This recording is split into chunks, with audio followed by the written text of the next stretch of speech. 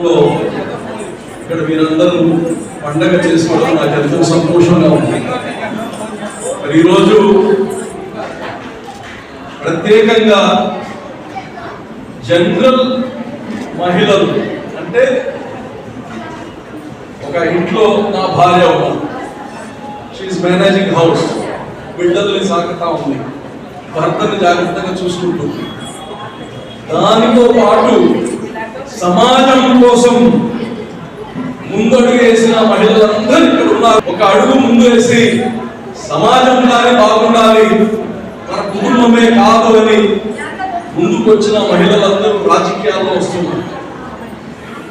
అన్న ఎన్టీ రామారావు గారు తెలుగుదేశం పార్టీ స్థాపించినప్పుడు ఆడబిడ్డలకి ఆస్తిలో సమాన హక్కు ఉండాలని ఒక గొప్ప ఆలోచన, ఒక తండ్రిగా, ఒక ఆడబిడ్డల తండ్రిగా ఆలోచించి నా బిడ్డలకైతే ఎలా ఉండాలో ఆలోచించి రాష్ట్ర బిడ్డలందరికీ ఆస్తిలో, తండ్రి ఆస్తిలో సగభాగం ఇవ్వాలి అని ఒక గొప్ప ఆలోచన తెచ్చిన, సంస్కరణ తెచ్చిన వ్యక్తి.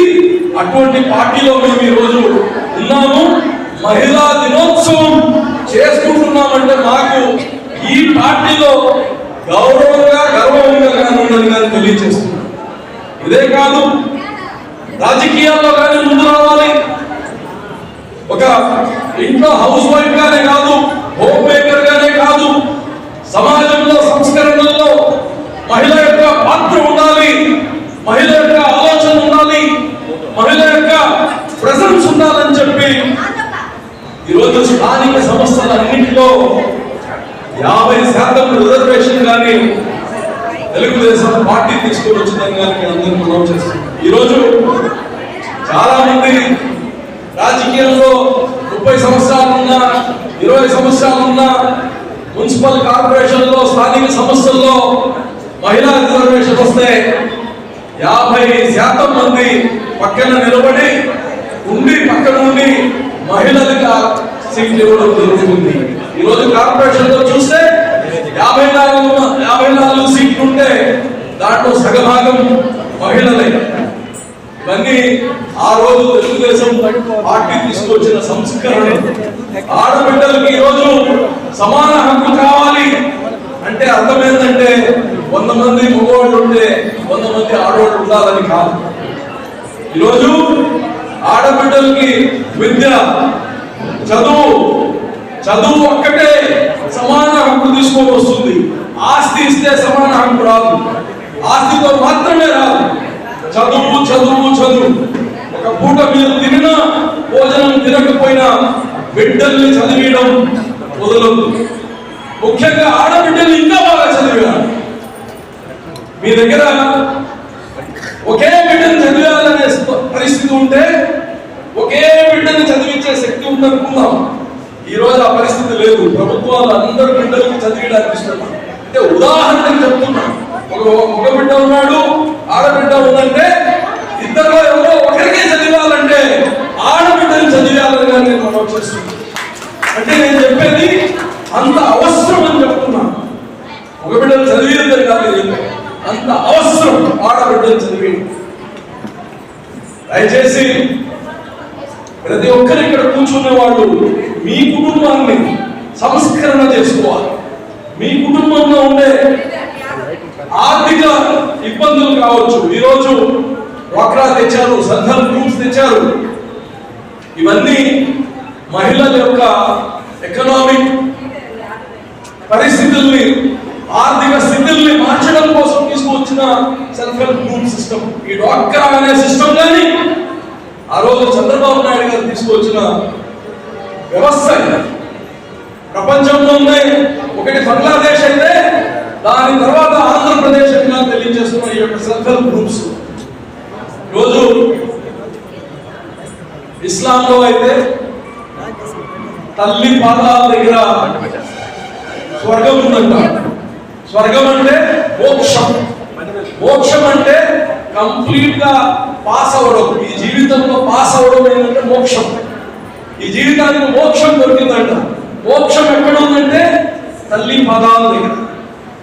హిందూయిజంలో ఏమంటారు? మాతృదేవో భవ అంటారు. ఈ భూమి పైన దేవునితో సరి సమానం కాదు నేను చెప్పేది. దేవునికి సరి సమానం ఎవరు లేరు, కానీ దాంతో పోల్చేది ఒక తల్లినే. మాతృదేవో భవ అంటారు. అందుకోసం మీరందరు కానీ మీ గొప్పతనాన్ని, మీ బాధ్యతని, మీలో ఉండే ఆ శక్తిని మీరు చిన్నదిగా అనుకో. ఈ సమాజం మొత్తం మీ కుటుంబం కానీ మీ చేతిలో ఉంది.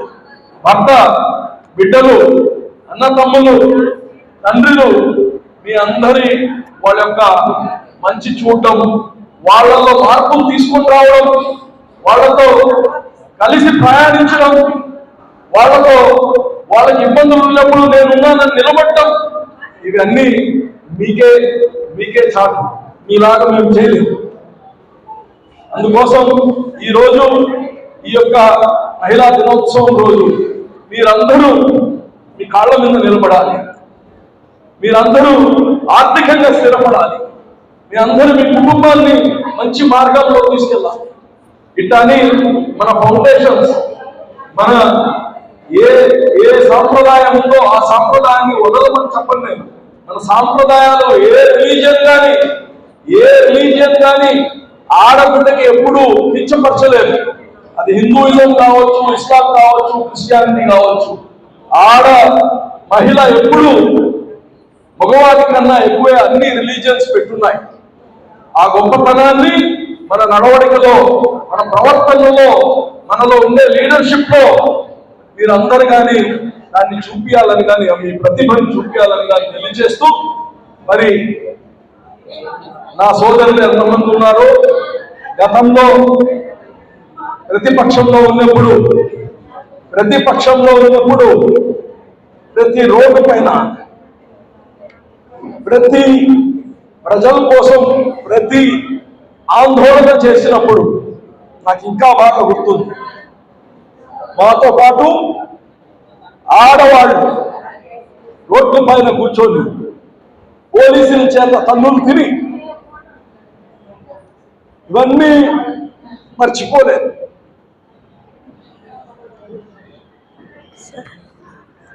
సో ఎవరు మీ కష్టాలు మర్చిపోలేదు. మాతో పాటు జైలుకి వెళ్ళారు, కేసులు పెట్టించుకున్నారు. ఇంట్లో కుటుంబాలు మీకేం పని ఆడవాళ్ళకి అని చెప్పినా మాతో పాటు వచ్చిన మా ఆడపడుచులందరికీ ఒకటే చెప్తున్నా, పదవులు కాదు, పదవులు ఈరోజు ఉంటాయి, రేపు ఒక రాక్షస పాలనని తొలగించారు. ఒక రాక్షస పాలనని తొలగించి ఒక మంచి పాలన తీసుకొచ్చాం. అందులో మీకు న్యాయం జరగకపోయి ఉండొచ్చు, అందులో మీకు ఫలాలు మీ చేతికి ఇంకా రాకపోయి ఉండొచ్చు, కానీ ఈ 5 కోట్ల ఆంధ్ర ప్రజలకి మీరు పడిన కష్టాలకి ఫలితం వచ్చిందని కానీ ఈరోజు మీ అందరికీ మనం కాబట్టి ఎవరు చిన్న మనసు చేసుకోబడ్డారు. మనం చేసే పని ఈ భూమి కోసం చేస్తున్నాం, ఈ ప్రజల కోసం చేస్తున్నాం. పార్టీ ఒక మాధ్యమం మాత్రమే, మనం చేసే పని మన బిడ్డల భవిష్యత్తు కోసం, ఈ రాష్ట్ర భవిష్యత్తు కోసం. కాబట్టి మాకింకా ఏమి ఇవ్వలేదే, మాకింకా ఏం రాలేదే అని మీరు ఎక్కడ కానీ చిన్న మనసు చేసుకోవాల్సిన అవసరం లేదు. మీరు చేసింది ఈ దేశం కోసం చేశారు, ఈ రాష్ట్ర ప్రజల కోసం కష్టపడారు. కాబట్టి ఆ స్ఫూర్తిని వదలకూడదు ఎప్పుడు. ఆ స్ఫూర్తిని ఇంకా ముందుకు తీసుకెళ్ళాలి. అధికారము, పదవులు మీ కాళ్ళ జంతకి అన్నీ వస్తాయి. కొద్దిగా ఓపిక పట్టండి. ఇప్పుడే 7 నెలలే అయింది ప్రభుత్వం వచ్చి, 7 నెలలే అయింది. చంద్రబాబు నాయుడు కూటమి ప్రభుత్వం ఎవరిని మర్చిపోదు. మీ అందరినీ సరైన గౌరవమైన స్థితిలో పెడతాము. మేమందరం దాన్ని చూసుకోవాలని దాన్ని తెలియజేస్తూ మరి ఈ యొక్క మహిళా దినోత్సవాన్ని మీ అందరికీ ప్రత్యేకంగా శుభాకాంక్షలు తెలియజేస్తాం.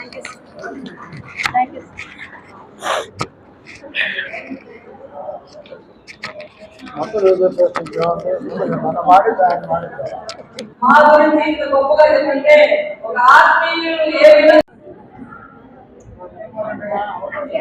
అంతర్జాతీయ మహిళా దినోత్సవ శుభాకాంక్షలు. వేదిక